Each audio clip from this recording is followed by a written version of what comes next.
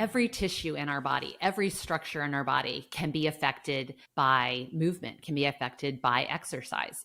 They are affected differently, but everything from our brain to our gut to our muscles to bones to cartilage can all be influenced by movement and by exercise.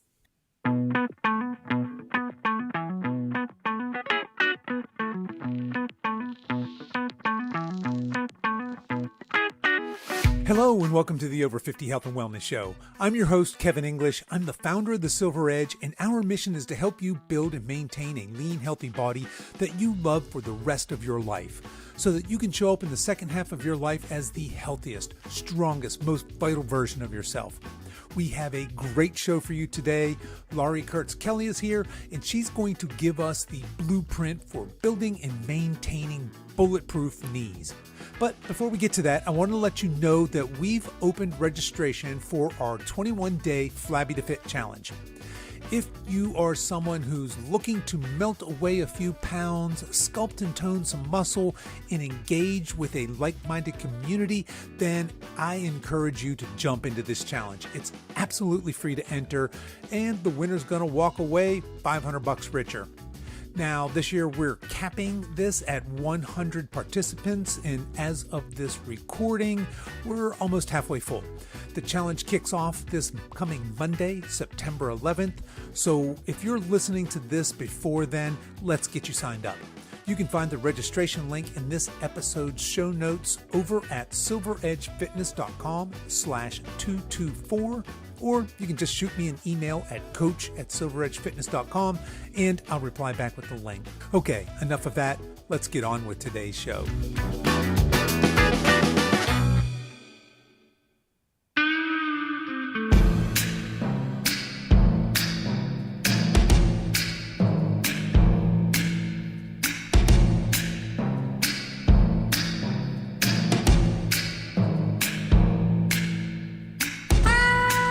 My guest today is Laurie Kertz Kelly. Laurie has been a physical therapist for over 20 years, and she specializes in helping active adults like you and I build strong, healthy knees. She has been featured in the Washington Post, and she's the co-founder of the 10-Minute Healthy Knee Starter Kit and Better Knees for Life. These are online fitness programs for people who want a solution to annoying knee pain rather than workarounds. Laurie is on a mission to support people who've been told that their knee pain is wear and tear or age-related.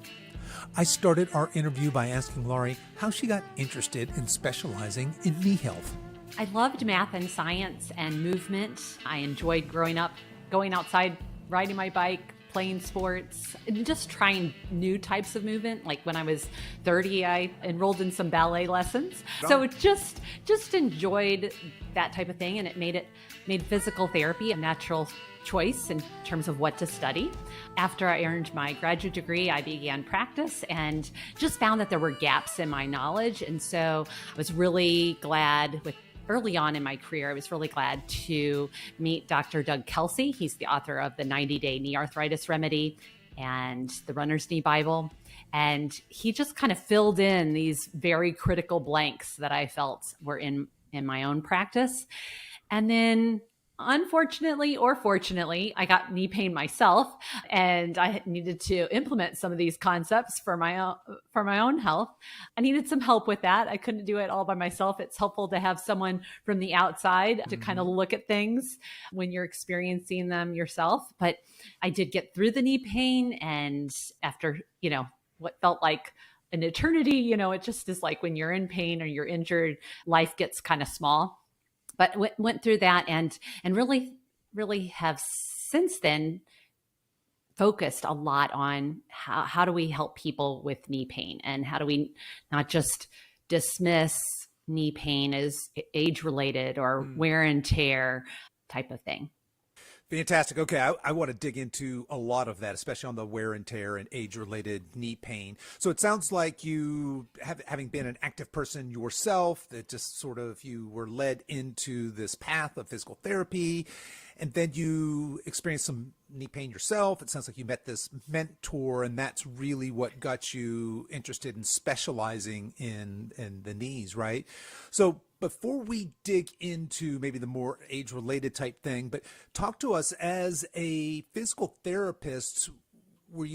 What percentage of folks were coming to you with some sort of knee injury, knee pain, need to knee rehab? What did that look like? Well, I was in an outpatient clinic for a while, a private practice, and I would say easily 40% of people had knee pain. Back pain was probably a close second, and I saw people for everything, head to toe, except for hands. I always referred out for a hand specialist, and I didn't specialize. I didn't work with people with TMJ or jaw joint issues, but otherwise it was kind of a head to toe operations, orthopedic physical therapy. And then in 2015, I was ready to focus just on knees, and not only that, but I felt limited in the healthcare system. I was seeing 2-3 people at least at a time with support staff. And also, so I would be talking to someone and I'd be like, okay, keep telling me that, but I have to look around the room just to make sure no one's hurting themselves. And so I was ready to work with people one-on-one and really focus on what do they need, not what does their insurance company cover, what is going to be a sustainable solution for them, not what's going to, what do we do when we have six sessions together? So then I chose to kind of go out on my own and saw some people here in Austin, Texas, where I live, but the majority of people I see don't live in Austin, don't live in Texas. Some don't live in the United States. So I work with people via online video sessions. Okay. No, I think that's great. And the world certainly is moving that way. Once upon a time that we might not even have been able to imagine something like that. I've got this knee pain, I need to rehab, and I can work virtually with somebody halfway around the world, right? So, right. Yeah, I love that. And I think maybe some of our listeners might be surprised. I know I certainly was when you said that, hey, knee pain seemed to be the most common complaint that you were seeing, back pain second. I would have probably guessed that the other way around. So this is something that it sounds like is pretty prevalent out there, people coming in with some sort of knee pain. I had a couple of questions here on that. Let's start with the age one first. Were you finding that these were primarily older people, or was this just all, sports related and young people? Was there any age, is there an age demographic where this seemed to be more common? Great question. It runs the gamut, right? There's people in high school, but that's oftentimes an acute injury, an ACL tear and surgery and so forth. But, currently I have clients as old as 97. So the age range varies a lot. I would say the type of knee pain where it's like, I don't feel like I really had an injury. I just started getting knee pain, and then it started getting more frequent. And then it started being, when I did get it, it was getting my attention more. It was more intense. And so it just kind of comes on gradually. When things come on gradually, I think we're less likely to kind of look for options to take care of it right away, because it's like, well, if this came on gradually, maybe it'll just go away gradually. So a lot of times people contact me after they've had knee pain for 5 or 10 years. Wow. Okay. Well, that begs the question then, when should somebody reach out to a medical professional for knee pain? Sure. There's a few things that I would look for. One is your knee pain changing your movement? So certainly if you are limping in any way, that's a big one. But even if it changes your movement in terms of like getting out of a chair, it's like you kind of lean to one side so you avoid that one knee, or you use your hands an extra amount, or, you'd really like to take the yoga class, but getting down onto the floor just doesn't feel like a great idea for your knees. Those are all like that. Your life is starting to get limited and your health will be affected as a result. So that's one piece. Another thing I look for is increased medication use or a prolonged amount of medication use. So it's common to go see the doctor and say, well, you might try some NSAIDs or some anti-inflammatory medication. So NSAID stands for non-steroidal anti-inflammatory drugs, and some of them are just, over the counter. So it feels like that's pretty benign. An ibuprofen or an Advil or naproxen or Aleve is the brand name. And all of those you can get without a prescription. But the research really shows that the longer you take them, the more likely, if you don't have arthritis, that you'll get it, or that will accelerate your arthritis, the progression of your arthritis. So there was a study done, and there were 635 people in the study. They looked at all of these active individuals, their knee x-rays, and looked at them over 6.5 years. And they compared the people who took NSAIDs for less than 30 days and those that took NSAIDs for 180 days or longer. Those that took them for that basically 6 months or more, they had 3.2 times more arthritis, the worsening arthritis. So it's very, very significant. I think if you can take NSAIDs and for a short period of time, there can be a role for them, but it's not a sustainable solution, and it can be problematic down the line. Yeah, it sounds to me like that could set you up for a pretty vicious cycle, right? You're in pain, so you take the NSAIDs, and of course, over time, that's actually exacerbating the pain, right? It's worsening this arthritic condition and causing you potentially to continue or take more. So yeah, there's something that we can look out for right away. I had not heard that before. That's quite alarming. Like you said, these things are sold over the counter, they're marketed to us, and it seems rather benign, because when you said meds, I was thinking in my mind painkillers, but more on the heavier pharmaceutical prescription side and not so much the NSAID. So yeah, interesting information there. So leaving acute injury aside for a minute, talk to us a little bit about what are the most common causes of knee pain. You've already mentioned arthritis. Is that the number one kind of knee pain villain here, or are there other things? What causes people to end up seeing someone like you? When there isn't an acute injury, so there's not a ligament that's been torn or a particular moment of trauma to the knee, and the onset is gradual. It's typically the joint surface that is affected, and that can be caused by a fluctuating amount of activity. So sometimes there's a season in our lives where things get busy, our fitness maybe slides a little bit, we're not doing the consistent exercise or activities that kind of keep us happy and healthy, because we've got this focus on caregiving, whether it's children or adult parents or fill in the blank, whatever, or oneself for a particular reason. And taking that break, the tissues in the body and in the knee don't just maintain their health, maintain their strength. And then we're ready to go back to whatever it is. So maybe it's, oh, I used to love to run. Now that I have time, I think I'll get out my running shoes. I'll go take a run. Or I'm just doing more gardening, or I start to take fitness classes, or whatever it is. And the knees aren't ready for that. And as a result, the symptoms, start to creep in. Okay. So somebody with a change in activity, and that's a pretty common one, I think, right? Mm-hmm. Especially for our age demographic, those of us over 50, there are seasons in our lives, certainly for all of us, even the most active, where we're less active and then maybe more active. And oftentimes we have this memory of, oh, well, I used to be able to do this, right? So, and I'll just go back to jump right back in there. Right. Yeah. I'll pick up where I left off. Yeah. Maybe not such a good idea. Now, what about things like somebody doing sports, say maybe tennis, pickleball is all the rage right now, things like this, where we're planting on one foot quite often, turning, changing direction at speed. Is that something that puts us at risk? I would guess that it might. It may, if your knee isn't ready for it. Right. So there's more and more research that running doesn't cause arthritis. I don't think pickleball causes arthritis.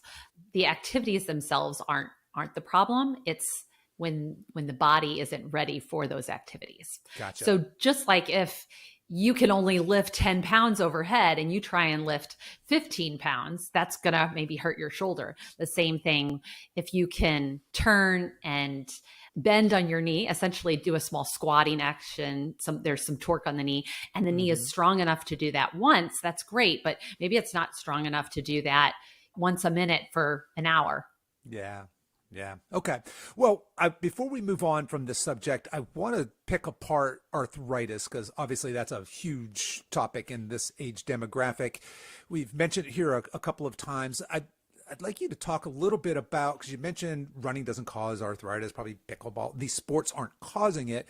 Let's make a distinction here because we have osteoarthritis and rheumatoid arthritis. Maybe talk a little bit about that and their role in it, I guess maybe how one gets arthritis and then how one might control arthritis. Sure.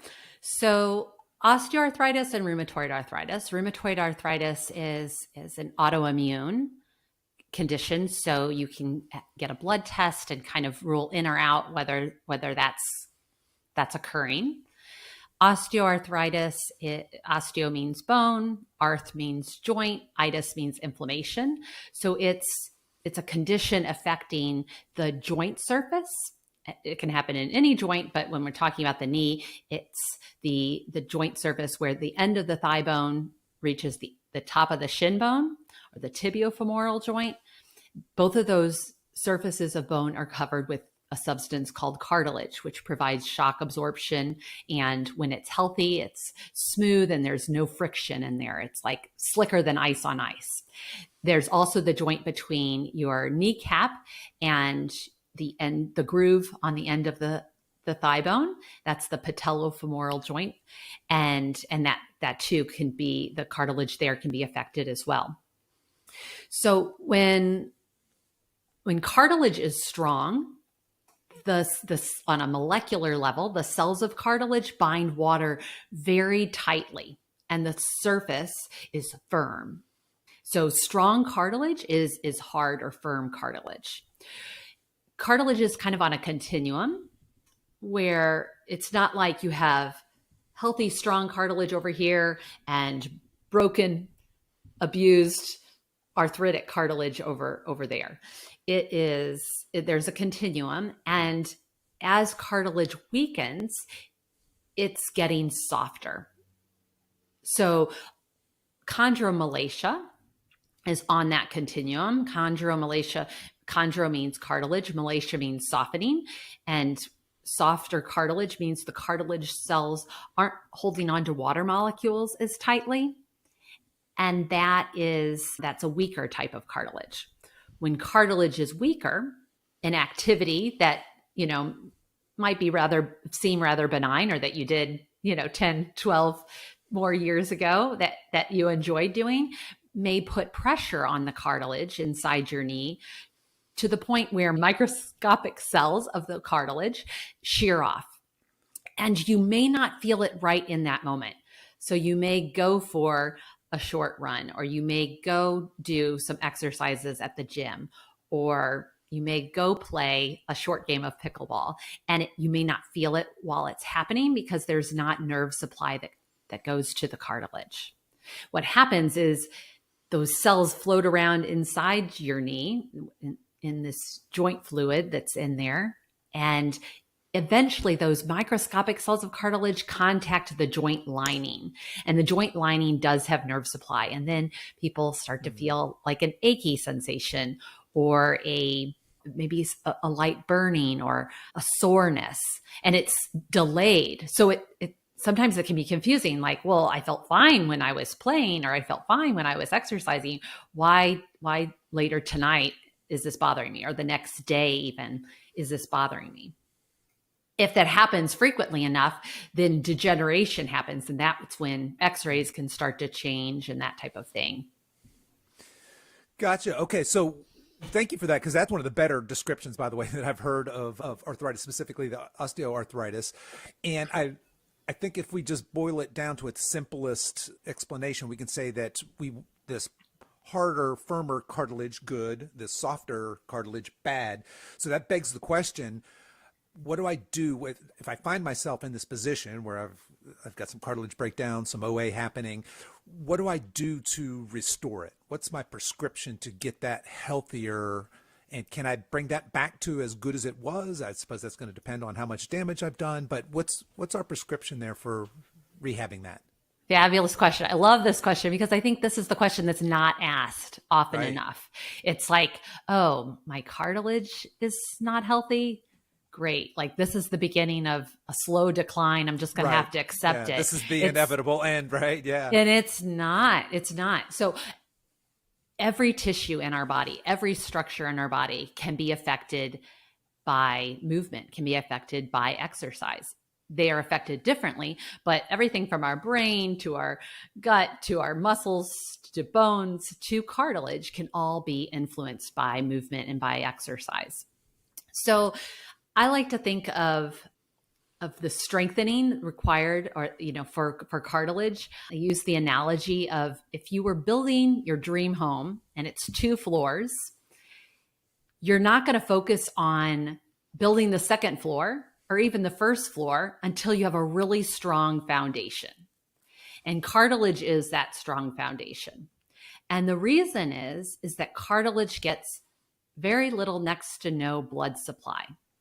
Blood supply is what commonly brings the ingredients necessary for rebuilding, for getting stronger, for staying healthy. So muscle gets lots of blood supply. Like I talk about muscle as it's kind of the second floor. It's got tons of blood supply. We'll just say 100% blood supply. So you can work a muscle really hard and you may be sore the next day, but it kind of goes away and you're left with an even stronger muscle because you've got all the ingredients there to build it up. Tendons, which tie muscle to bone, get a lot less blood supply.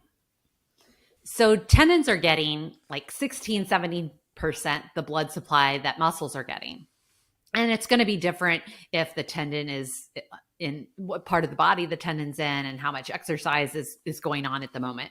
But they're getting significantly less blood supply. So instead of doing something that requires a lot of effort and maybe 10 reps, like a muscle would like, a tendon is going to need less effort. You have to be gentler because there's not as much blood supply there. And so the rep count is going to go up. Cumulatively, you're now going to be in the hundreds of rep range. When you come down to cartilage is not getting blood supply. Pretty much, we can just say 0% and be pretty accurate there. So now the effort level on the exercise comes down even further. It's even gentler. Well, anything that gentle, you're going to have to do it a lot more. So cumulatively, we're talking thousands of reps. You do something 1,000 times, you don't need resistance. You don't need a weight. This needs to be really easy to be able to replicate it over and over again. This is more like motion. Motion essentially presses on those joint surfaces, presses on that cartilage, kind of massages it, and it becomes more resilient over a matter of weeks and months and years. Okay, so that's very interesting. And that explains then why when we go to the PT and we go to a physical therapist, we get these prescriptions very often of doing very lightweight, very endurance based. I've just recently rehabbed a shoulder. Sure. I did, like you said, thousands of I's, Y's, and T's.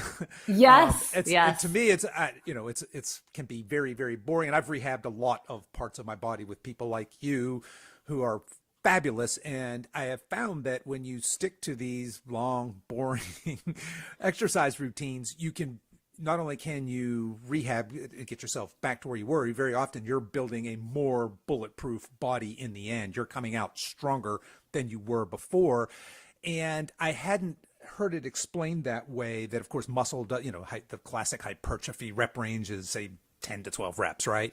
But then when we start talking about strengthening tendons, we're talking about hundreds of reps, and we're talking about these blood deprived cartilages, we're talking about thousands of reps. So that's a very good explanation about why if somebody injures their knee or any other part of their body, ends up with somebody like you, they're seeing these usually small, precise movements with lots and lots and lots of reps. So, all right, well, thank you for that. I find that fascinating. I wanted to talk a little bit specifically when we talk about knee pain. We'll have, in my world, right, that we do a lot of squatting. If you're capable of doing a barbell back squat, by God, you're going to do that, right? Sure. But what we hear quite often is, well, I can't achieve full depth, or I have some sort of pain when I squat. And I will start by saying I think that is almost always a deferred pain. It's usually has to do with either poor mobility in the hips or ankle, or it just has to do with horrible form, right? Or maybe your knees are caving in under load or something like that. But can you talk a little bit about deferred pain? Is when somebody says they're having knee pain, is it possible that that's coming from somewhere else? It is possible. You want to, first of all, make sure that there's not something systemic happening. It can be referred from the lower back, the lumbar spine, or the hip. You want to make sure that you're dealing with something locally. But if you aren't squatting with good form, or your hip and your core are, weak, or just not engaging at the right time in the right way, then that could put extra pressure on your knees. So that's definitely something to that's a box to check and look at pretty early on. I am of the persuasion that the advice to avoid squatting is not really helpful. And I'm so glad you said that. Yeah, I just think that it's healthcare is hard, and physicians are in a place where they have a very short period of time with someone in the office. And so if someone comes in and says, hey, this hurts, they're going to say, don't do it. Don't do it. Right. Yeah. Right. I hear it all the time. Yeah. And the problem with that is a lot of life requires squats. I think squats aren't just an exercise you do at the gym. Right. You do that exercise at the gym so you can have a strong, healthy life in a lot of other areas. And we're talking everything like you mentioned pickleball earlier. When you take a step, your foot is on the ground, your knee is bending. That's a squat. If you take the stairs instead of the elevator, putting your foot on the stair, you're bending your knee with most of your body weight on that knee. If you get into, you're like, oh, I need something in the cabinet underneath the sink. How are you going to get down there? It's like it's in the back of that cabinet. You have to bend your knees with body weight on them. And so rather than, hey, squats are painful, I'm going to avoid them, I think the better approach is squats are painful. So how do I find a type of squatting, a squat that's easy enough on my knees that I can start there and build up? And so finding that kind of starting place is one thing that I work with my clients on. Because if you can find a way to squat without pain, it's kind of like if we go back to the example of lifting a weight overhead. If it hurts your shoulder at 10 pounds, but it doesn't at 2 pounds, then probably starting at 2 pounds is a better idea. Yeah, I'm 100% with you. When we talk about lifting something over our head or squatting, or the deadlift is basically a hip hinge, these are very, very functional movements. And I so often hear very well-meaning medical professionals say, well, if it hurts, don't do it. But think about what that says. Are you really ready to surrender squatting, hinging, going overhead for the rest of your life? I mean, that's getting up and up and out of a seat and off the toilet. It's putting your luggage in the overhead bin. All these things. It's lifting a bag of fertilizer off the ground, or a grandchild, something like that. And yes, I'm of the opinion that we want to hang on to that functionality absolutely as long as we have. So glad we're on the same page there. I kind of assumed you might be, but what I would like to do now, because we've talked about, how you might rehab and why you might rehab and when you might decide that it's time for you to rehab. I'd like to look more at the preventive side, kind of that prehab. Let's build out a plan for somebody who doesn't have jinky knees yet. Let's say they've been blessed with pretty healthy knees. They're listening to this and they're thinking, well, I want healthy knees as long as I live. I want to have healthy knees at 100. What's our plan going forward? What do we do to maintain good, healthy knees for the rest of our life? What are some exercises, movements that we maybe should and shouldn't do? Sure. If there's no knee pain involved, I'm definitely looking at someone's fitness and activity regimen and just making sure that they're moving their knees. That movement might be, cycling. It doesn't have to be competitive or vigorous. It could be just a gentle bike ride, in the neighborhood, but movement of the knees on a daily basis. So if you're someone who's at a desk, standing or sitting, but in a sustained position, how do you introduce some type of movement? There's the pedalers you can put on the floor underneath the desk, but there's also, you could take a furniture mover and just set it by the couch where you watch movies or TV, and the one by your desk where you check email, or one at, at work or wherever. Just have like different stations so that the furniture mover is there. You put your foot on it and gently slide your foot in and out to just interrupt those sustained positions. That would be kind of a number one. Keep your knees moving when they're not hurting. Another exercise that's really easy to do is something called a quad set, or a tightening of the muscles on the front of the thigh. And that maintains or improves the viscosity of the fluid inside your knees. So healthy joint fluid is thick like egg whites, and it provides nutrition and shock absorption for your cartilage. So by tightening the muscles on the front of your thigh, you're promoting that healthy, thick joint fluid. Quad sets are an easy way because you can do them. Hey, I forgot to exercise. I'm rolling into bed, and I can do a few right before I fall off to sleep, or right when I wake up in the morning. Even if someone does have like some stiffness in the morning, it's a great way to kind of get moving without creating pain. And when you say quad set, just to be clear, you're talking about just basically, I'm sitting here right now, I'm flexing that quad muscle. Is that what you're talking about? Just kind of pulsing it? The muscle on the front of the thigh, normally with a straight leg. So if someone doesn't have pain, you just may put your legs up on the couch or on a bed or wherever. And I advocate for tightening your core first, then kind of engaging your glutes, and then tightening the muscle on the front of the thigh, which will kind of start to straighten the knee a little bit, in holding it for 5 seconds before you relax. Love that. Yeah, obviously we're going to get some muscle stimulation from doing that. We're also connecting to our bodies, which I think a lot of us don't do. And some of us out here listening to this may find that it's tricky to, I think most of us can brace our core, but maybe to engage the glutes, right? Yes. And then to engage that like you said, the quad, the upper part of the front of your thigh. Hold that for a few seconds. So that's a great one. So we have this daily movement.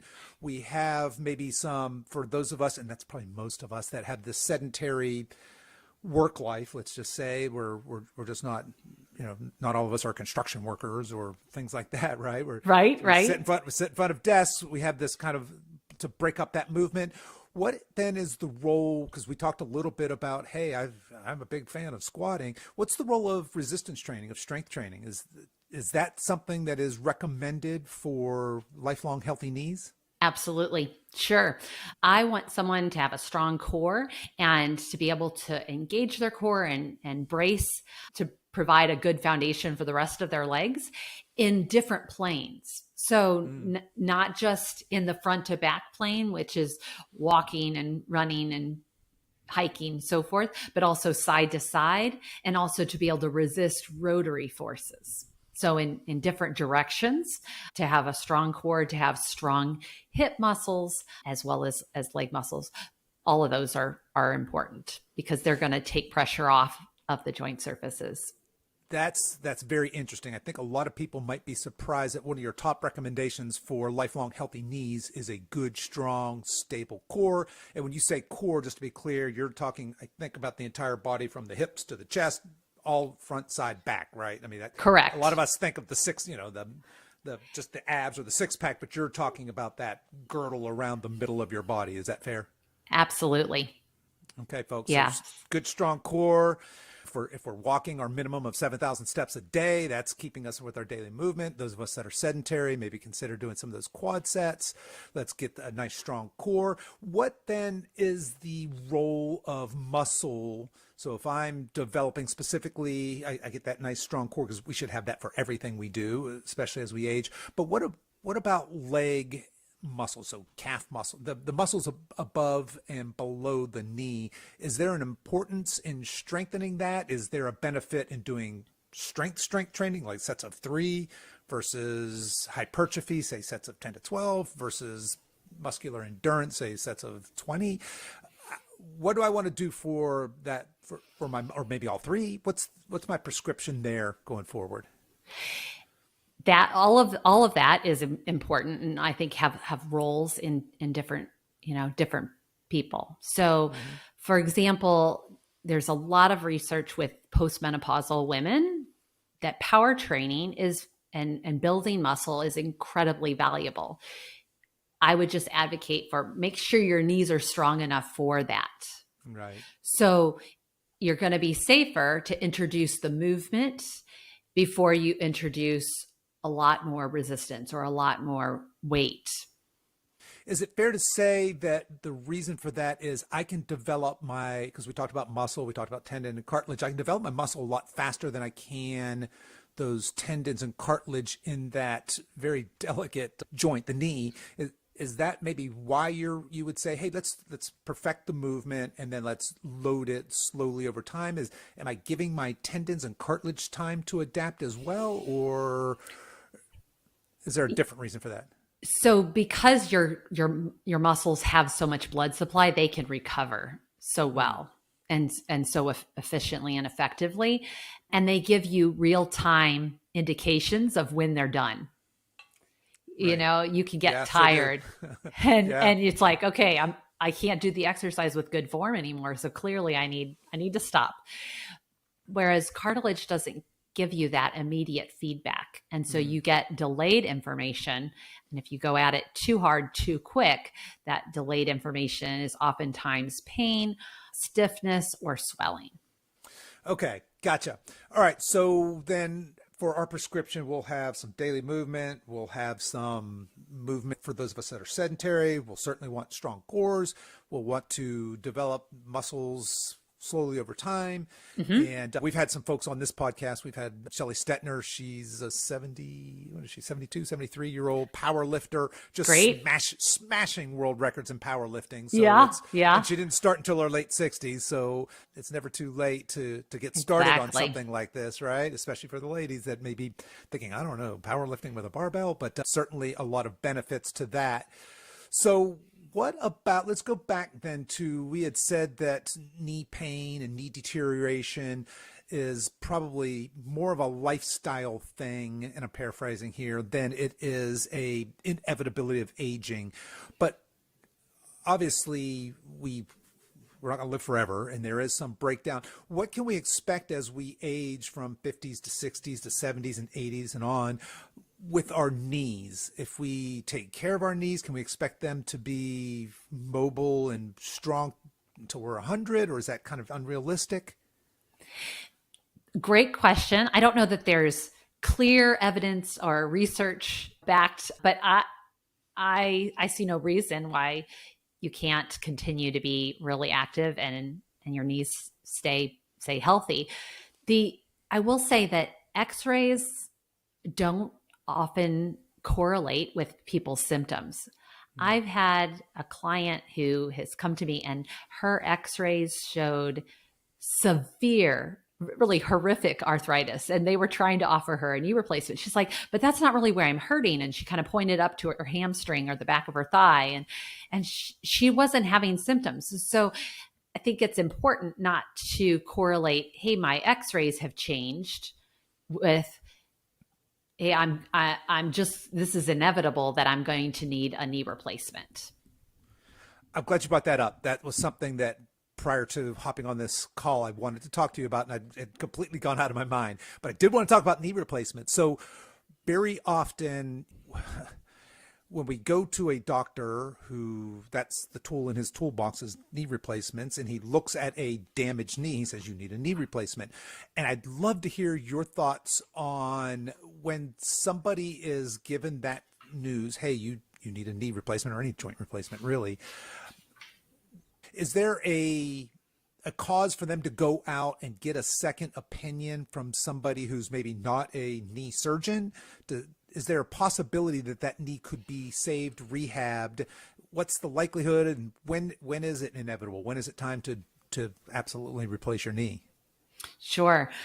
I definitely think it's worth trying some non-operative approaches before signing up for a replacement. There was research recently that 1 in 4 people who have knee replacements aren't satisfied with the results. So it's not like, I think there's a role for knee replacements. It's helped a lot of people stay active that couldn't have without them, but it's also not maybe as necessary as maybe the frequency in which they're being done.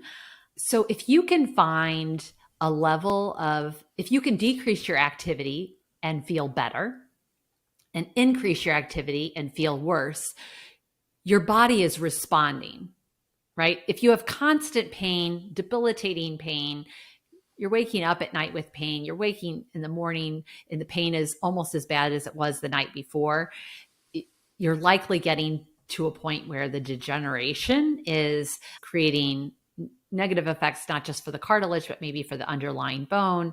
And the longer you go and the more severe it gets, the harder it is to kind of turn the train around, right? But if your symptoms oscillate based on your activity level, there's a good chance that you can change, make a positive difference in your knee. Can't always predict, okay, exactly how much. If your goal is to run ultra marathons and you have grade 3 osteoarthritis, maybe some grade 4, that might not be a good match. But can you be a super active person who enjoys recreational sports and lifts weights and does some power training? Absolutely. So think where people get stuck is they have some pain, they limit their activities, they feel better. Then they reintroduce that activities, but nothing's really changed except they don't have pain at the moment. The strength of the inside of their knees, the joint surface, hasn't really changed. So now they get the pain again, and they're like, well, clearly taking that activity out wasn't the answer. Well, no, it wasn't the answer, but that doesn't mean that there isn't one. You have to find the level. Squatting, I'm going to go back to squatting again because so much of life, it's so functional, right? And so if you can, I try and help people determine their squat load tolerance, which means the percentage of body weight that they can squat without pain 5 times good form. And then build on that. I think it's really important for people to know where they're at in terms of, a measurement. Squat load tolerance is a measurement that I find is really helpful.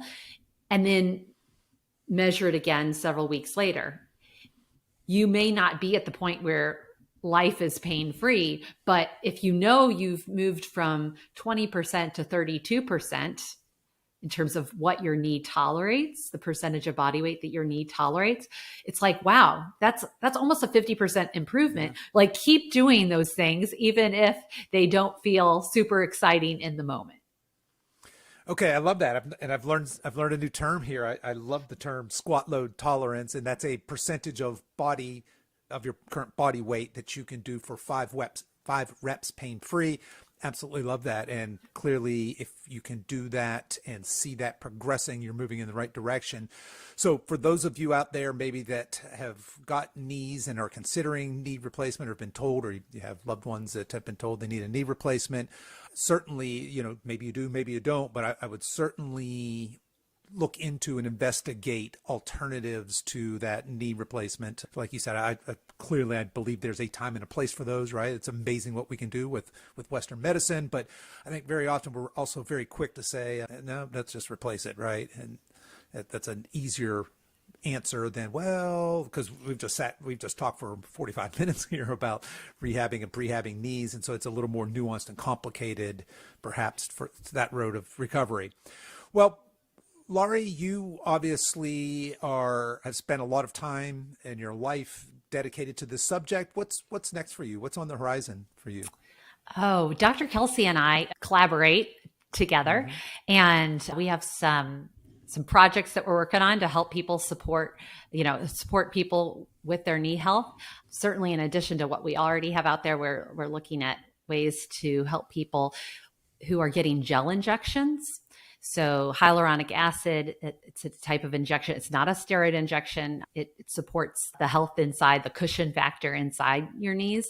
But people that get those don't often get very good advice. It's like, okay, take it easy for 72 hours and then just kind of use your common sense, which is really tough because it's like, this isn't a common occurrence for you. It's unfair to say use your common sense, or it's unfair to know what take it easy means. So chances are, sorry to interrupt, but chances are if you have lousy knees, what you've been doing has not been helping, right? You've probably got some movement patterns or some habits that aren't supportive of healthy, strong knees. So point well taken. Right. Yeah. All right. Well, Laurie, if somebody's listening to this and wants to learn more, potentially reach out and work with you, how can people best get in touch with you? Where do you want to send them? So I would say anyone, if they have knee pain, whether it's twinges of knee pain or severe knee pain, or maybe they're just concerned and they want to prevent knee pain, I have a free guide, and I think that would be the best place for people to find me and to access that, so that they could go to the website www.saveyourkneesguide.com. And you do need the 3 W's for that website. So saveyourkneesguide.com you can download that PDF. There are links to videos. So we talked about the quad sets earlier today. There's a link to that and kind of how to do it and recommendations for how frequently and all of that in there, and some charts to kind of keep track of your goals and so forth. So accessing that guide will also give you some weekly insights that I send out about knee pain and about building strong, healthy knees. So that's probably the best place for people to go. All right, folks. And that was www.saveyourkneesguide.com. Is that right? That's correct. Okay. Folks, I will put that link as well as a link to all of Laurie's social website, all that fun stuff into the show notes. You guys can find that there. Laurie, I want to thank you so much for coming on the show today and sharing your knowledge and your wisdom with us. I think that it's very admirable that you have dedicated your life to this, and just encourage you to keep up the great work. Thanks, Kevin. Glad to be here.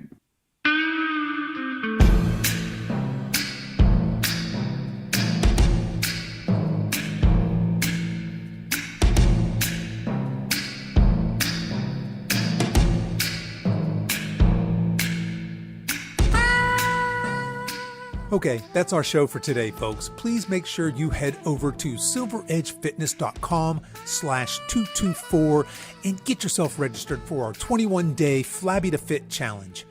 In this challenge, you'll have full access to me as well as our coaches, and you'll learn the exact framework we use with our clients. And who knows, you just might walk away $500 richer. Again, you can find the registration link over at silveredgefitness.com/224. And of course, I'll have all the links to everything we mentioned in this show as well. As we wrap up our time together today, you can show your support for this show in 2 important ways. The first is to tell a friend about this podcast and encourage them to give it a listen. The second is for you YouTube folks to click the like and subscribe buttons, and for you podcast folks to consider giving this podcast a 5-star review on whatever platform you listen to podcasts on, and be sure to subscribe and follow so you don't miss any future episodes. I really appreciate you spending your time with me today, and until next time, stay strong.